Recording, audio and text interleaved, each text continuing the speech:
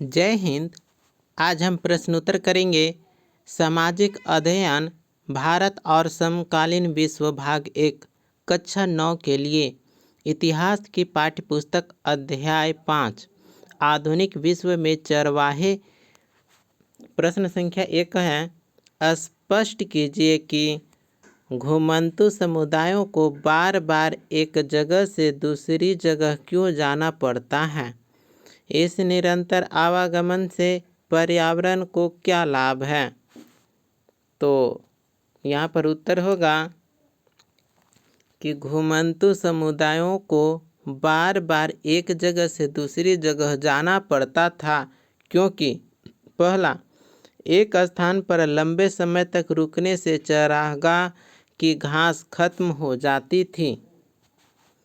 दूसरा, मवेशियों की संख्या अधिक होने के कारण लगातार एक ही जगह पर चराने से भूमि बंजर हो सकती थी।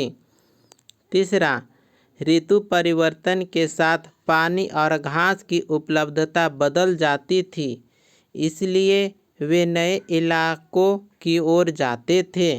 चौथा, सूखे, बाढ़ अथवा अन्य प्राकृतिक आपदाओं के समय भी उन्हें नए स्थान पर जाना पड़ता था।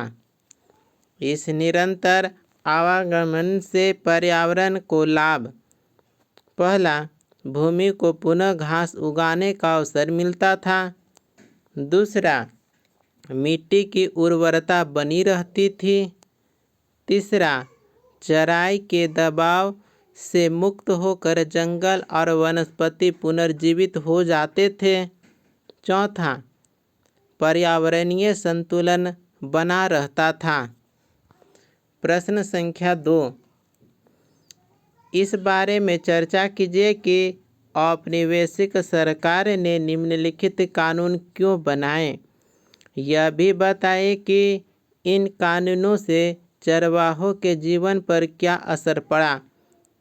प्रतिभूमि नियमावली, वन अधिनियम, अपराधी जनजाति अधिनियम, चराई कर।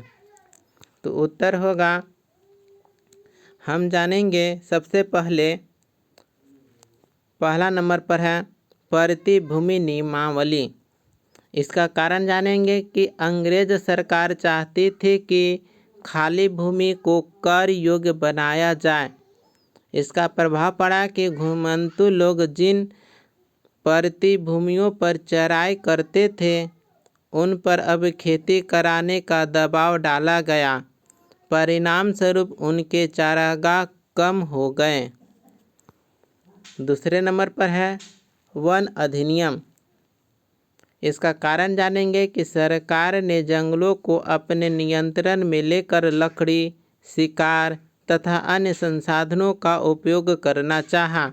इसका प्रभाव जानेंगे कि घुमंतू चरवाहों को जंगल में प्रवेश और चराई पर रोक लगा दी गई। इससे उनकी पारंपरिक जीवन शैली बाधित हुई। तीसरा नंबर पर है अपराधी जनजाति अधिनियम। इसका कारण है अंग्रेज सरकार ने घुमंतू जनजातियों को अस्थायी जीवन और इधर उधर घूमने के कारण संदेहास्पद समझा और उन्हें अपराधी घोषित कर दिया। इसका प्रभाव हम जानेंगे कि घुमंतू जनजातियों की स्वतंत्रता समाप्त हो गई। वे जहाँ तहाँ स्वतंत्र रूप से नहीं घूम सकते थे। उन पर कठोर निगरानी रखी जाने लगी। अब हम जानेंगे चराई कर के बारे में। तो इसका कारण है कि सरकार ने राजस्व बढ़ाने के लिए यह कर लगाया।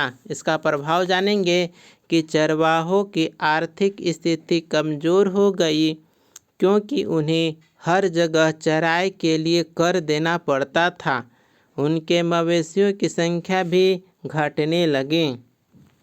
प्रश्न संख्या 3, मासाई समुदाय के चरागाह उससे क्यों छिन गए, कारण बताएं।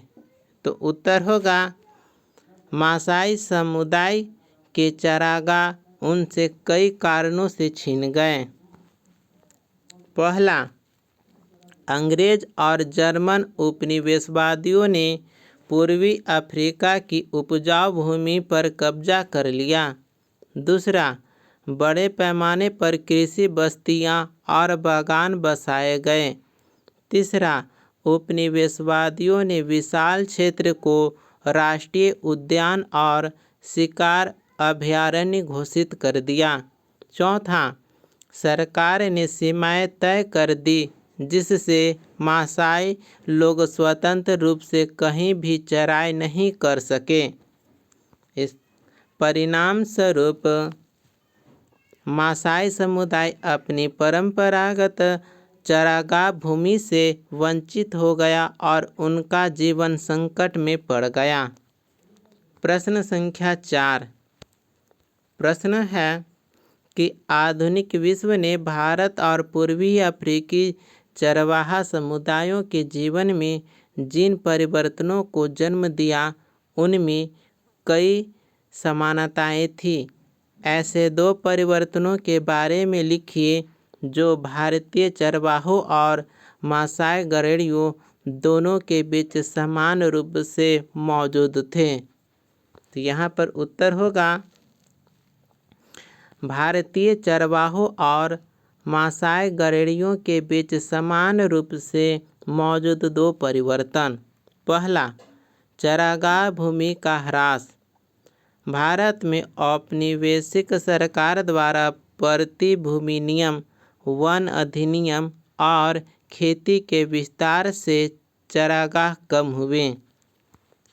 पूर्वी अफ्रीका में अंग्रेज और जर्मन उपनिवेशवादियों ने कृषि बस्तियों और राष्ट्रीय उद्यानों के कारण चारागाह छीन लिए। दूसरा है आर्थिक कठिनाई और जीवन संकट। दोनों ही समुदायों को चराई कर, सीमित भूमि और कठोर कानूनों के कारण आर्थिक संकट पर सामना करना पड़ा। उनकी पारंपरिक घुमंतू जीवन शैली टूट गई और वे निर्धनता की ओर धकेल दिए गए।